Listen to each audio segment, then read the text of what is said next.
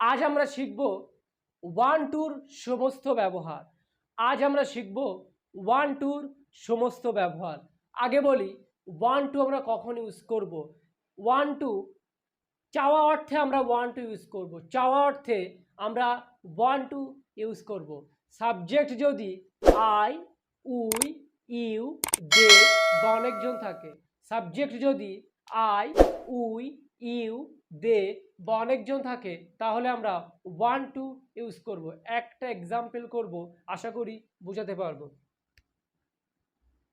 Subject যদি I থাকে তাহলে আই, উই, ইউ, দে বা অনেকজন থাকলে তাহলে আমরা ওয়ান টু ইউজ করব। প্রথমে বলি আমি স্কুলে যেতে চাই, তাহলে চাওয়া অর্থে ওয়ান টু, তাহলে আই তারপর ওয়ান টু। স্ট্রাকচার অনুযায়ী I one two go to school. I want to go to school, আমি স্কুলে যেতে চাই। I want to go to school, আমি স্কুলে যেতে চাই। সাবজেক্ট যদি আই, উ, ইউ, দে বা অনেকজন থাকে তার স্ট্রাকচার হচ্ছে এটা।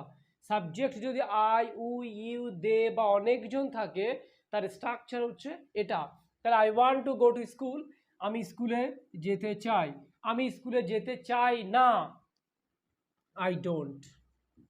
I don't want to go to school. I want to go to school, আমি স্কুলে যেতে চাই। I don't want to go to school, আমি স্কুলে যেতে চাই না। আমি কি স্কুলে যেতে চাই, তাহলে do I want to go to school, এটা হচ্ছে প্রশ্নবোধক বাক্য। আমি কি স্কুলে যেতে চাই, আমি কি স্কুলে যেতে চাই। Do I want to go to school, আমি কি স্কুলে যেতে চাই। আমি কি স্কুলে যেতে চাই না, don't I want to go to school. Clear? তাহলে I want to go to school, আমি স্কুলে যেতে চাই। I don't want to go to school, আমি স্কুলে যেতে চাই না। Do I want to go to school, আমি কি স্কুলে যেতে চাই। Don't I want to go to school, আমি কি স্কুলে যেতে চাই না। ক্লিয়ার? জাস্ট এইখানটায় এবার সাবজেক্টের জায়গায় শুধু ইউ লাগাতে হবে। সাবজেক্টের জায়গায় শুধুমাত্র ইউ লাগাতে হবে। যে you want to, you you you you. Clear? তাহলে you want to go to school, তুমি স্কুলে যেতে চাও। একদম simple, you want to go to school, তুমি স্কুলে যেতে চাও। You don't want to go to school, তুমি স্কুলে যেতে চাও না। স্ট্রাকচার অনুযায়ী আই, উই, ইউ, দে বা অনেকজন। তাহলে আইটা দিয়ে শিখলাম, ইউটা দিয়ে শিখছি। তুমি কি স্কুলে যেতে চাও, তুমি যখন কোশ্চেন করব, তুমি কি স্কুলে যেতে চাও, তুমি কি বাড়ি যেতে চাও, তুমি কি ঘুমাতে চাও, তুমি কি বই পড়তে চাও, তখন do you want to go to school, তুমি কি স্কুলে যেতে চাও। Do you want to go to school, তুমি কি স্কুলে যেতে চাও। Don't you want to go to school, তুমি কি স্কুলে যেতে চাও না। ক্লিয়ার? তুমি কি পড়তে চাও, do you want to read, তুমি কি দেখতে চাও, do you want to see, তুমি কি বলতে চাও, do you want to say, তুমি কি আসতে চাও, do you want to come. Clear? তাহলে কোশ্চেন করার সময় তাহলে do subject want to V one, যে ওটার স্ট্রাকচারটা আলাদা, বাট এটা একদম আলাদা সেন্টেন্স।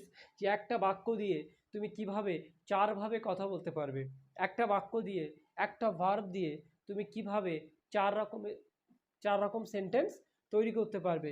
যেমন আমি স্কুলে যেতে চাই, আমি মার্কেটে যেতে চাই, I want to go to market. আমি অফিসে যেতে চাই, I want to go to office.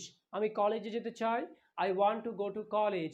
আমি আমি বই পড়তে চাই, আই ওয়ান্ট টু রিড বুক। আমি বই পড়তে চাই। আমি বই পড়তে চাই না, I don't want to read বুক। আমি বই পড়তে চাই না। আমি কি বই পড়তে চাই, do I want to read বুক। আমি কি বই পড়তে চাই, don't I want to read বুক। আমি কি বই পড়তে চাই না। আমি ঘুমাতে চাই, আই ওয়ান্ট টু স্লিপ। আমি ঘুমাতে চাই না, I don't want to sleep. আমি কি ঘুমাতে চাই, do I want to sleep. আমি কি ঘুমাতে চাই না, don't I want to sleep. আমি কিনতে চাই, বাই মানে কেনা, তাহলে আই ওয়ান্ট টু বাই। আমি কিনতে চাই, I don't want to buy. আমি কিনতে চাই না, do I want to buy. আমি কি কিনতে চাই, don't I want to buy, আমি কি কিনতে চাই না। আমি তোমাকে জানাতে চাই, তাহলে I want to know you, I want to know you, know মানে জানা, তাহলে I want to know you, আমি তোমাকে জানাতে চাই। I don't want to know you, আমি তোমাকে জানাতে চাই না। Do I want to know you, আমি কি তোমাকে জানাতে চাই। Don't I want to know you, আমি কি তোমাকে জানাতে চাই না। ক্লিয়ার? তাহলে এইভাবে সেন্টেন্সটাকে তোমাদের তৈরি করতে হবে। সাবজেক্ট যদি হি সি ইট বা একজন থাকে, তাহলে থার্ড পারসন সিঙ্গুলার থাকলে তার স্ট্রাকচার এখানে ওয়ান্স টু হবে। ওয়ান টুর জায়গায় একটা এস আসবে, ওয়ান্স টু। যেমন হি ওয়ান্টস টু গো, সে যেতে চায়। He does not want to go, সে যেতে চায় না। Does he want to go, সে কি যেতে চায়। Doesn't he want to go, সে কি যেতে চায় না। ক্লিয়ার? ওটা একটা আলাদা স্ট্রাকচার, বাট আজকের এই স্ট্রাকচারটা হচ্ছে subject want to V one to মানে চাওয়া। যখন কোনো কিছু চাই তখন আমরা ওয়ান টু ইউজ করব। ক্লিয়ার? সাবজেক্ট যদি আই, উই, ইউ, দে বা অনেকজন থাকে, আই উই ইউ দে বা অনেকজন থাকে, তখন আমরা ওয়ান টু ইউজ করব। আই, উই, ইউ, দে বা অনেকজন থাকে, তখন আমরা ওয়ান টু ইউজ করব। ক্লিয়ার? যেমন আমি তোমাকে দেখতে চাই, I want to see you. আমি তোমাকে দেখতে চাই না, I don't want to see you. আমি কি তোমাকে দেখতে চাই, do I want to see you. আমি কি তোমাকে দেখতে চাই না, don't I want to see you. তোমাদের কাজ হবে আরও বেশি করে মন দিয়ে প্র্যাকটিস করা। যত বেশি বাড়িতে লিখবে বলবে, তত ইংরেজিতে কথা বলতে পারবে। যত বেশি লিখবে বলবে পড়ালেখা যত বেশি বলবে, তত ইংরেজিতে কথা বলতে পারবে, তত সেন্টেন্স তৈরি করতে পারবে। অন্যথায় তোমরা কোনো সেন্টেন্স তৈরি করতে পারবে না। জাস্ট ইংলিশটা শেখার স্বপ্নটা শুধু স্বপ্নই থেকে যাবে, ইংরেজিতে কথা বলতে পারবে না। ইংলিশে ফ্লুয়েন্টস কথা বলতে গেলে তোমাকে আগে স্ট্রাকচার ধরে ধরে সেন্টেন্স তৈরি করা শিখতে হবে। যখন তুমি পুরো প্রপারলি সেন্টেন্স তৈরি করা শিখে যাবে, তারপরেই তুমি নিজের থেকে ভয়টা কেটে অন্যের সঙ্গে ইংলিশে কথা বলতে পারবে। আমি আশা করি সবাই একদিন না একদিন ইংলিশে কথা বলবে। Thank you very much. মন দিয়ে প্র্যাকটিস করো, সবাই মন দিয়ে প্র্যাকটিস করো।